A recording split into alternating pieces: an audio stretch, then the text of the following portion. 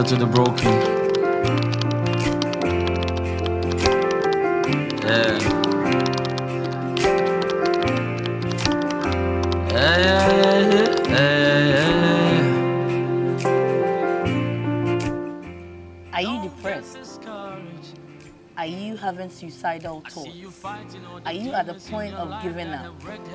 Stick with me, Gloria Boatima Ando, your host for My Story, My Message show, where victims of suicide share their stories to inspire you. For suicide is not an option. Yeah. Our guest today is Derrick Okyere, who is a fashion designer and a teacher. Hello, Derrick. Hello, Auntie Welcome. Gloria. Thank you. Can you tell us about yourself, a little bit about yourself? My name is Okyere Derrick. As you said, I had my basic education at Asufan MA. After that, I continued it at Garden City Senior High School. As at now, I also have my diploma in basic education and also doing my degree at University of Cape Coast again as a sandwich student. Oh, okay. Wow, that's very proud. Okay. If you can tell us, what triggered you having suicidal thoughts, or what triggered you to think of, taking your life? What was the trigger? Well, when it comes to our family, no one is physically challenged except me. So one day my mother was asking me, Derrick, you don't like learning. Looking at your situation too, you need to learn. But actually I don't like reading. So I was just there thinking about it. Why is it that when it comes to the family, it's only me alone that having this challenge? Then I need to sit down and do something. There was a lot of thoughts that was running through my mind. I was just sitting down, looking through the family, looking at everyone. Each and everyone is strongly fit, but why me? So I decided that no. What can I do to myself so that it will just end everything on this earth? But I was just there thinking about it, looking up through things, and I said no. Maybe there is a reason for me. There is a purpose. That is why I'm going through all these things. So you're saying that because you're physically challenged, Yeah. that is why you thought of taking your life? Yes, please. So what was the feeling like going out there, meet with your friends? How was the feeling like? Normally, sometimes, let's say when it's time for Christmas, or maybe we are having a funeral, and people from different places coming around, you moving with them, then I feel very sad about myself. Very sad. But were you trying to put that smile even though you were not happy with yourself? What I normally do is that sometimes you see them, maybe they'll be dancing, but I won't go there. I will sit aside because people will be looking at me. So I will just sit aside, so it just really looking made you feel very Then bad. I So feel first very of all, bad. you didn't accept who you were That is because it. you thought that everybody was okay, and why you? That is it. Wow. So what were some of the things you went through during that period of your suicidal life or suicidal thoughts? Even when I go to school, I don't even feel happy being in the classroom. I don't even feel happy to learn. There is a lot of things like I don't even want to associate myself to people. So you withdrew from people. Yes, that is it. Well, at which point did you decide that you make your life meaningful? Like you would not look at your challenge and then say that that's the end of the world, but you decided to make a move. So what was the turning point? I went to Agogo Hospital, and when you got there, the senior doctor there, Dr. Thompson, he's also in the same situation that I am. So my mother told me that, have you seen Dr. Thompson? And I said, yes. He's like you, but look at what he's doing. He's doing a lot of things here. He's in charge of any operation, anything that they are doing. He's the one taking in charge of it. So it means you can do something. So the only thing that you have to do is you have to sit down and learn. So I made my mind that if someone is in the same situation as I am, then therefore I can also do something. So I just changed my mind from that time, and I see myself that no, I have something within me which I can also bring it out.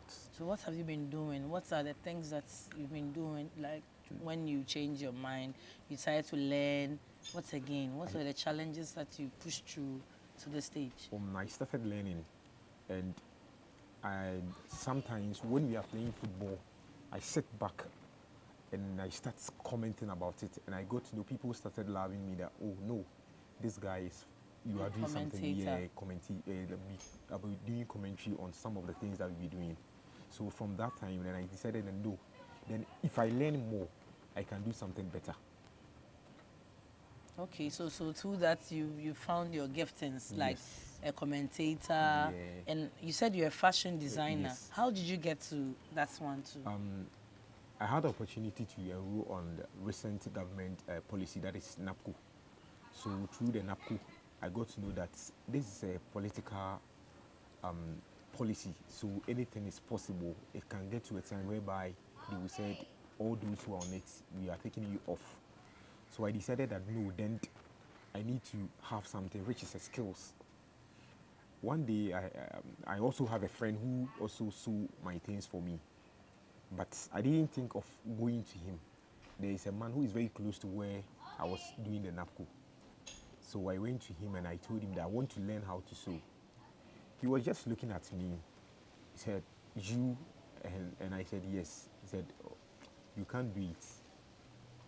And I said, why? He said, because of your hand, so you can't sew. How To did be that frank, make you feel? I was very sad. I feel very sad. Why is he saying this? Because with the same hand, I'm able to use to ride a bicycle, ride a motor. I can even drive a car. So why is he saying this? But that is the situation that I've been in it. So I can't do anything about it. So I have another thought that then let me go and see another person and find out. And I'm a kind of person who always, I like asking questions. I always want to find out something. After I got to know that Dr. Thompson was doing this, I had some confidence within me. Yeah. And I decided that no, I have to do everything by myself. I don't have to Yeah. depend on someone. Anybody. Yeah, so I went to the friend and I told him that, Bra Chris, I want to learn how to sew. And he said, oh, you can do it. This one, they say it's just simple. The only thing I have to do is that you just have to know how to drive with the machine and other things. And I said, okay. So I just had the machine and I went to him. We made a negotiation and other things. And So then you've been able to sew, I've and been you able now to sew sew for people and all that. That's Yes. so powerful. Yeah, and even when you look at the time that I used to learn it, it's very limited, but I was able to do So it. what times were you like? How do you do it? Because you said you're schooling and all that. So Yeah. when was the time that you were? When I was doing the NAPCO, NAPCO, you are not a permanent staff, Yeah. so you assist someone. So the one that I was with, she also loves me, Madam Fosti. So I told her that, Madam, I want to get something like a skill. Skill. And she said, oh, I don't have problem with it. If you think you can do it, then I told her that I have seen someone who said he will help me. So for now, maybe Friday and Saturday, I won't be able to come. So he said, oh, no problem. So I started going Friday, Saturday. But I determined that, no, I need to know something. I need to get something as a skill so that in case of anything, and the government said we won't continue with this, I'll be able to depend on it and survive by myself. Okay, so Derrick, do you think it was worth holding on and not giving up? Yes, but sometimes you need to get someone who will encourage you, or you need to get someone who will back you. As I told you that I met this doctor, and looking at the situation of him, Yeah. I was able to psych my mind that no, I don't need to do something bad to myself. So sometimes, if you don't get someone to encourage you, you will do something worse. It's I don't know, but I'm very happy that you've been able to do all these things. You're a designer, you're a fashion designer, you're a commentator, you are schooling, you're a teacher. I mean, with all these things, somebody is watching you and is in the same problem or situation, thinking that all hope is lost. What would you want to tell that person who is watching you? Well, sometimes when I'm on the roadside and I see someone with the same situation as I am, and then maybe the person is begging, I feel very bad about that person. In this life, sometimes you need to encourage yourself. You don't have to depend on someone that, oh, I need to depend on this person before I can survive. You need to do things by yourself. And one thing about it is that when someone sees you like being a physically challenged and you are able to force yourself to do something, people always rush to come to you. As I'm here, when we were at the reception, I had called that there is some things that they want me to do for them. Okay. So you see, like people love you because they see that you are not sitting there, you are not just idle. You are doing something for yourself. And so I will encourage others that they always have to encourage themselves. Yeah. They shouldn't just look at the situation and make the situation make them down. Yeah. Look at yourself. You can do something. Yeah. There's something that when you think of, God too will help you, and you'll be able to achieve it. You can do something. That's very powerful, because you see a lot of them on the streets and making it feel like nothing good can come out of them. But I mean, if you're listening to Derrick and you are in that stage, it should change your life or change your mind. Suicide has not been an option for Derrick, and Derrick is doing so well. Derrick, thank you so much for coming to inspire us. We are so grateful.